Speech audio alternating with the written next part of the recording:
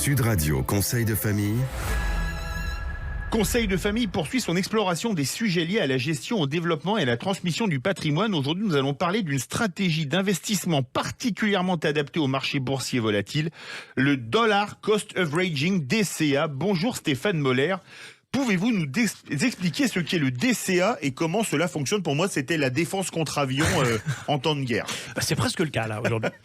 Bonjour Philippe. Alors la DCA ou le DCA est une méthode d'investissement qui consiste à investir régulièrement la même somme d'argent dans un actif financier, par exemple un fonds d'action, quelle que soit l'évolution de son cours. En d'autres termes, au lieu d'investir une somme importante en une seule fois, l'investisseur répartit ses investissements sur plusieurs périodes, comme par exemple tous les mois, tous les trimestres, etc. Quels sont les avantages du DCA par rapport à un investissement en actions classiques? Très intéressant. Le principal avantage du DCA est de réduire le risque lié au timing de l'investissement. En effet, en investissant à intervalles réguliers, l'investisseur évite de placer tout son argent au mauvais moment. Par exemple, juste avant une baisse de marché, un krach boursier, etc. Cette méthode permet d'atténuer les fluctuations de marché sur le court terme, car l'investisseur achète plus d'actions quand les cours sont plus bas et moins quand les cours seront plus élevés. Y a-t-il des inconvénients ou des risques associés au DCA?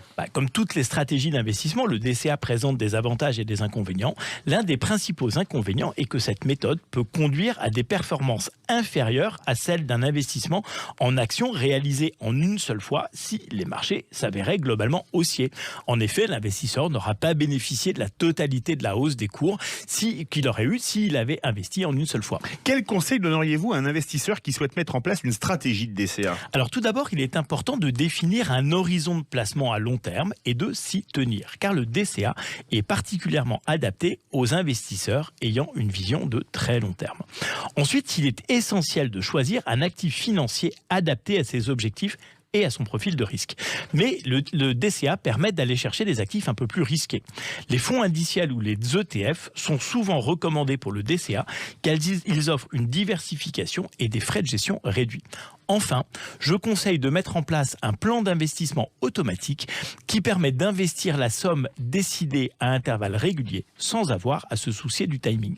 L'investisseur peut ainsi profiter des fluctuations de marché sans être tenté de se laisser influencer par ses émotions telles que la peur ou l'avidité qui sont très souvent à l'origine de mauvaises décisions d'investissement. Merci Stéphane pour ces précieux conseils sur le DCA. Les investisseurs qui envisagent cette stratégie sauront désormais comment l'aborder de manière claire et sécurisée. Avec plaisir Philippe, et on n'oublie pas que la clé du succès en matière d'investissement réside souvent dans la discipline et la patience, et le DCA est une excellente méthode pour développer ses qualités. Conseil de famille revient lundi avec un nouveau sujet d'actualité en matière de gestion de patrimoine. Quel sera le thème de notre prochaine chronique, Stéphane? Demain, nous aborderons la question de la diversification du patrimoine à travers les investissements alternatifs, un sujet passionnant pour ceux qui cherchent à diversifier leur portefeuille. Retrouvez nos chroniques quotidiennes sur le site de Sud Radio, posez vos questions sur le site de conseildefamille.com et à lundi pour de nouveaux conseils en gestion de patrimoine.